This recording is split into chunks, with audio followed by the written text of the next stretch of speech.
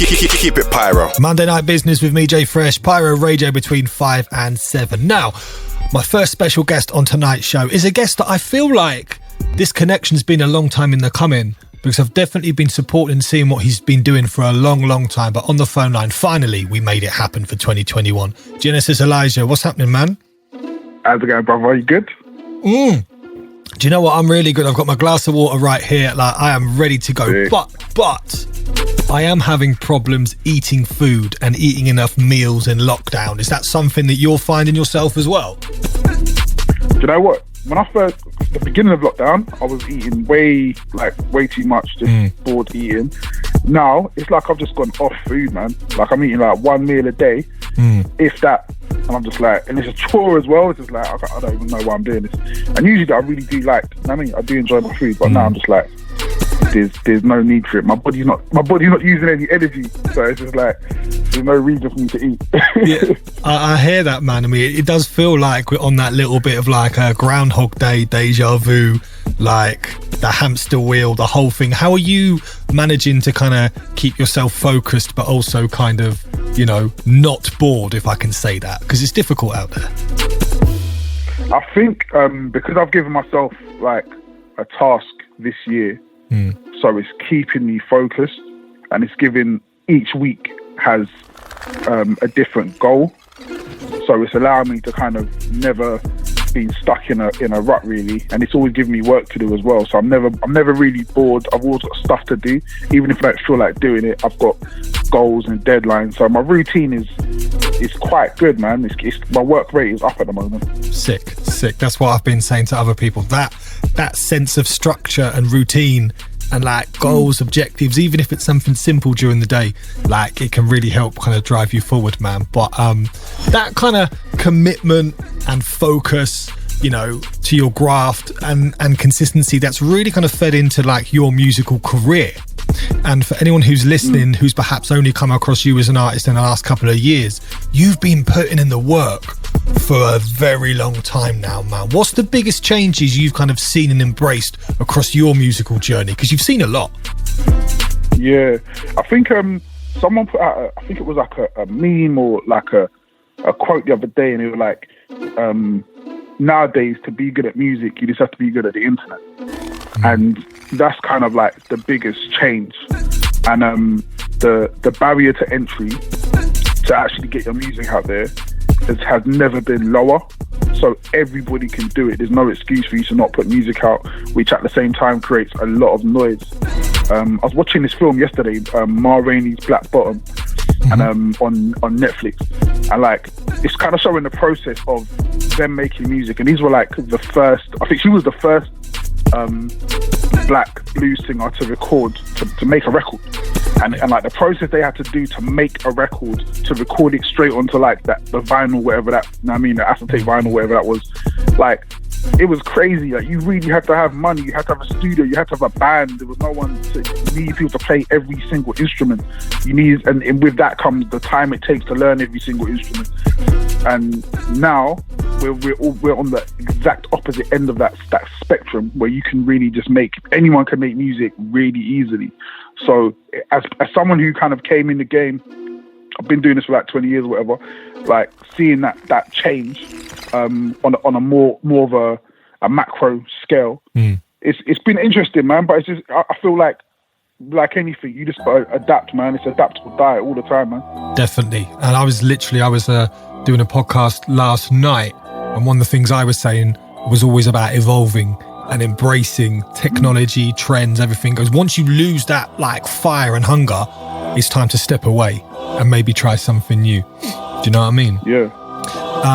But one thing I find with a lot of creatives, is because you're so focused on music, sometimes it can be very difficult to actually take a break from that music, you know, and have a life outside the music. How do you find that balance? Because that's something that some people really struggle with.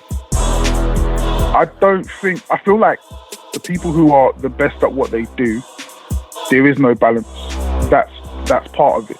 I remember Gary Vee saying about work. If you're looking for a work-life balance, you're doing the wrong thing. So the work has to be part of your life, which means it has to be something that you really love and you really enjoy. if you're in a position where you're doing something that you don't really enjoy, then you're looking to have a holiday from it. You're looking to have a break from it. Whereas I find, for me, I've always been, this is all I've ever done. So it's never been, before when I was a kid, my fun would be listening to music and writing lyrics. Now I'm a grown adult and my fun is listening to music and writing lyrics. Sick. Everything else just goes around that. You know what I mean? It's like you're always bringing family and friends into whatever you do. All my friends come from music. I've met everybody. All my kids' godparents all come from me making music, and we kind of built a family around that. My kids are involved in things I do. The video I just put out, my wife's in it. Like all that kind of stuff. It just becomes, it is part of your life. So there really isn't really a balance. That's an interesting take, man. That's an interesting take, the way that you view that, because a lot of people either just can't switch off from work and feel like it then starts to become a bit counterproductive. But you've raised a very valid point there, is that if you're looking for that escape because you're not enjoying and really believing and loving what you're doing, then, do you know what I mean? That kind of speaks volumes. There's parts of the job which I don't love. And obviously that's the kind of stuff that if you can delegate to other people, then you can do that. But if you can't, but I do understand that there's a lot of parts. This job isn't all just writing lyrics and recording. There's loads of parts of the job that I don't like, but I mean, even little things like sending emails out. I hate sending emails, man. Like, it's one of the worst now, but it's something that, what I've done, I've kind of got it into a different way of doing it. Like, I don't just send out emails to everybody. I send emails out to people that I know, people that I have a relationship with. Then it becomes something a lot easier. It's not a case of me just going to random people. Yo, check my music out, please. It's yo, you know me, I know you. I got a new track. If you like it, you like it. And it changes the dynamic of what I'm doing. Instead of it being a chore, it's still a chore, but it's like it's more enjoyable. Yeah, there's meaningful. There's a real purpose behind it. Like, it actually has a real meaning than just blanket emailing. Yeah, anyone listening, don't blanket email. But momentum is so key as an artist, as a producer, rapper, singer, MC, the whole thing. For you, you're doing something pretty cool, and I want you to explain to me the concept or the thinking behind 53 weeks and what it's all about, because I think it's dope.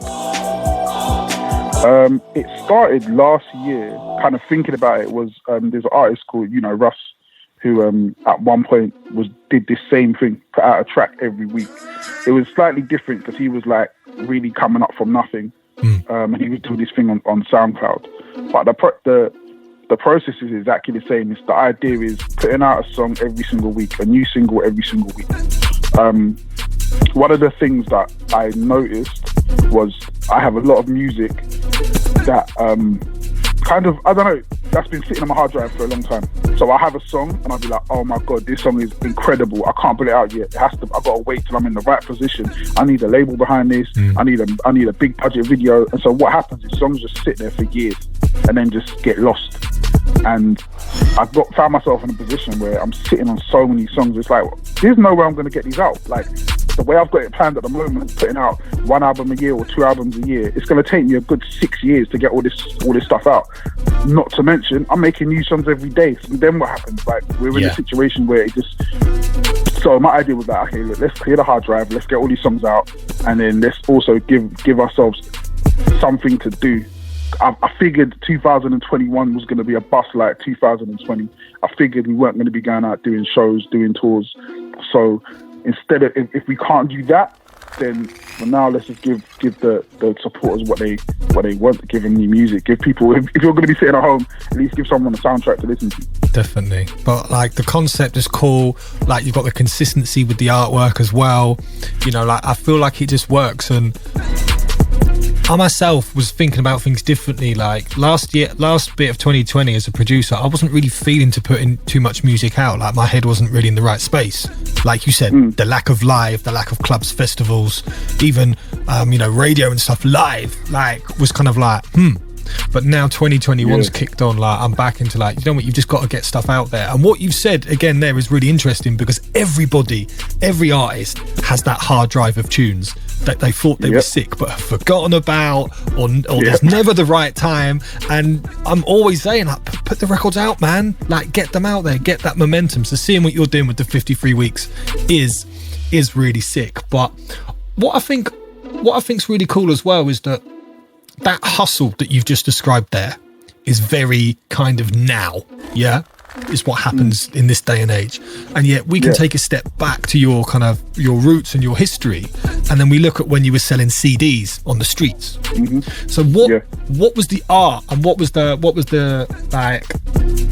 way to sell those CDs on the streets to complete strangers? Because it's very different from how music is kind of pushed nowadays. It really is, but I guess the art of it becomes you're a salesman from that point. So now you're selling, and that's really interesting as well, because what it does, it teaches you certain rules and parameters of how to sell, because that's what we're doing anyway. We're all trying to sell music. That's what we talk about. Sales. How many sales you get? How many streams you get? It's all sales. Where selling CDs in the street is really just the same thing, but it's just a slower process with a bigger reward. It's a lot of things that I learned in business. I learned there. That's where I learned. Number one, it's a numbers game. You just, when you get the no, you go to the next one. You keep your composure, and the people never really buy the product, man. They buy you. Like, it's and you see that in the music game. Everyone's making good music, man. Like, people are making some good music out there. The thing that we really love is the story. What's the story? I can't just listen to your track and go, yo, this track is fire. Okay, cool, but who's the person behind it? Like, and if you look at this day and age in social media, music isn't even the first thing that people look at when it comes to the artists that we like and we love. There's artists out there that I follow on Instagram or Twitter that I've never heard their music. I know they rap. I just think they're cool. They're cool people. They post good pictures. They you know what I mean? They post funny stuff, and that's, to me, that's good enough. I'm sure their music is good as well, and there's way more chance of me checking it because of that. But there's also people that I know make some sick music, but it's like, I don't really know anything about you, and the personality isn't there. What am I buying into? So those are the kind of things that I learned from selling CDs on the street. Having conversations with people who have never heard your music before. They listen to your story. They say, you know what I mean? So what do you do? I rap, man. I've been rapping for this long, blah, blah, blah. I'm from here to there. They're like, yo, you know what? I want to check your stuff out now, man. Like, I've had a conversation with you. I want to hear what your music's like. To me, that's all we're doing now. It's exactly the same thing. No, man, that's some great insight. And you're always somebody with a lot of knowledge, experience, and you've just touched there on stories. And I think that feeds in really well with the podcast that you do. I think you're 16 or so episodes in now. Is there any episode that stood out to you, or any topics of conversation for How You Doing, Mate, that like really resonated with you, or you feel like, that was the best thing we discussed, or that was one of the key topics that we spoke about that really kind of resonated with me? You know what? It's funny because it's one of those things where we never plan what we're going to talk about. And we never really have any structure in what we're going to talk about. Obviously, if you listen to it, you hear AC will just go off on a rant, Terry will bring something else, you know what I mean? And I'm just there in the middle trying to like keep it together. Hold it all together, man, yeah. Yeah. But for the most part, it's really just like, it's just us just talking, man, just having fun and just kind of, I think one of the things I like is when we kind of reminisce on the old days and some of the funny shows that we've had. That kind of stuff, and just seeing everyone's different perspectives, because we're all three. We're best mates here. I've known AC since I've known AC for almost 20 years. Mad. I've known Terry for not as long, but I've spent way more time with Terry. But we're also different in these fields. So I do hip hop, AC does drum and bass, Terry does breakbeat. So we've done our little had our careers in different areas of the game, and so when we come together and speak about it, it's just interesting seeing like the parallels of the music industry and the funny stuff that happens. Definitely, man. Definitely. And if you haven't already, guys, make sure you go and check out that podcast, because podcasts are life right now. They're everywhere. You need to check them out. Check them out, man. If you just joined us, it's Pyro Radio, me, Jay Fresh, right here with our special guest. The first guest of today's Jay Fresh and Friends show is Genesis Elijah. And he's dropping gems. He's dropping bombs. He's dropping knowledge all through this interview. So if you've just joined us, man, you've missed out. But one thing that I do love about you, bro, is you are definitely someone who is super entertaining on Twitter. I really, really find you very funny. And there's so many quotables I could pull out right now, but one of them really made me laugh. And this is another reason why I love Pyro Radio here, because you're allowed to swear on air. You know, the licensing's different as an internet station. So this is one, and this is a direct quote. What did I say? The big build-up. I'm kind of scared. Ready? Here we go. And this is a direct quote. This is not a paraphrase or anything. Here we go. Sometimes we feel like it's our fault when our kids are fuck-ups, but maybe they're just dicks.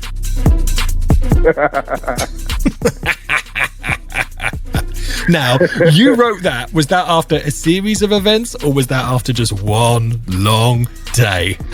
Where did that come? That was after one particular event that happened earlier. Was it this week? Yeah, this week, man. And you're just like, if you have teenage kids, then anyone with teenage kids will definitely resonate. We kind of forget, like, our kids, like, we're the parents here, but we're just people. We're just normal people. They're our kids, but again, they're just people as well. Like, and certain things happen, and you always try to kind of justify it, and you're like, you know, oh, what's going on in your life, and blah, blah, blah. But at the end of the day, people just do dickhead stuff, innit? And it just comes down to that, man. You're just like, there's no, like, justifying it. There's no, like, talking around it. And it's just like, yeah, you're a dick. You're a dick, basically. And it's okay to be a dick, like, you know what I mean? But it's about being honest. It's about being honest with it. It's not about trying to talk things through all the time. It's about just being honest with yourself and just saying, yeah, okay, that was a dick move. I apologize. Now, you definitely have to tell us what happened now, because that has got me even more intrigued, even more hooked. Right, this is a fucking exclusive. All right, so during the day, my kids have obviously online lessons here. So they've got to do their schoolwork, and their phone time is limited. So to make sure that they're not just on their phone all day, and they're doing their work. So my eldest daughter, in her infinite wisdom, because on her phone there's screen time limits. So she thought it'd be cool to get another phone, a secret phone, where she could just do what she wants. So the idea in itself was pretty cool. Like, yeah, now you got a secret phone, you can do whatever you want. You can be up all night, texting on Instagram, Snapchatting, whatever. But she just wasn't smart enough to pull off the heist and ended up getting caught. And it all came crashing down. So yeah, man. So all her social media deleted. Oh, really? I was going to say, what's the consequence of both phones being, like, removed for a period of time? All social media's deleted for good, or just for temporary? One of them has gone for good. But the thing is as well, it's happened before as well. So it's like, if you're going to get caught, like, don't get caught for the same thing. At least be original with it. So yeah, man. It's tough. It's funny, actually. I was chatting to an example, and he was just like, bro, I don't know how you're raising adults, man. I couldn't do it. Listen, honestly, he's like, if you want to talk, man, just give me a shout. We'll talk. I was like, nah, it's cool, bro. Honestly, man, it's amazing, and just hearing that story, but the patience in which you delivered the story, like, do you know what I mean? I've got to say, like, props, man. Do you know what I mean? Like, props. I'm starting to, the way you describe that, I'm visualizing the whole thing of you being like, come on, if you're going to get caught, at least do something different. That's a dick move. Come on now. But do you know what, yeah? Because this is the thing as well, yeah? We understand what it's like to be that age, yeah? And when I was 17, like, I was wild out here in these streets. So to me, I'm like, the things you're doing aren't even that bad, but what's the worst is like, it's the dishonesty. It's like, just be honest. Like, it's so funny because one of the things on Twitter I get a lot is, you see me beefing with people on Twitter. And one of my things is, if we're going back and forth on Twitter and you have a problem with me or anything, all I ever want is like, just be honest, innit? Like, be honest with the reason, and I'll be honest with you, and then we can have a proper argument, but just don't ever lie. And I always think to myself, like, when people start lying about things, I'm like, who raised you to do this? Like, who raised you? So when I speak to my kids, I'm just like, I don't care what you do, but always be honest with me. Like, I don't ever want to be in a position where I see you out there and you're lying on people or lying about yourself, because to me, that's not how I was raised, and I don't want you to be raised like that. There's one thing I always think about as well. This goes when I'm writing lyrics or anything. I always think like, my dad's gonna hear this, my mum's gonna hear this, my sisters, my brother, my wife, everyone's gonna hear this, and I always want them to know that I'm honest with you. Like, you can love me, hate me, but there's always gonna be that honesty there. So yeah, that's the thing I'm always trying to push to my kids as well, man. Like, just be honest. Don't be a coward. Listen, man, there's so much there, so much for me to take away. Thank you so much for joining us on Pyro today. But before we go, I'd like you to pick one of the many tracks you've released already this year, introduce it, and then we'll play it right here, right now. Okay. I think it's got to be the latest track, man. I've just released a track called These Days. We just had Valentine's weekend. And it's just one of those songs. It's really speaking about my life. Me and my wife together, kind of what we've gone through, her holding me up, holding me down, until, you know what I mean? We came from the gutter, man. We came from the broke days to what we're doing now. And it's really just one of those stories where me just saying, man, I said this was going to happen. One of these days, we're going to, all the stuff that we wanted to do, we're going to get to do. And every day we move closer to that. So this song is called These Days. Keep it pyro.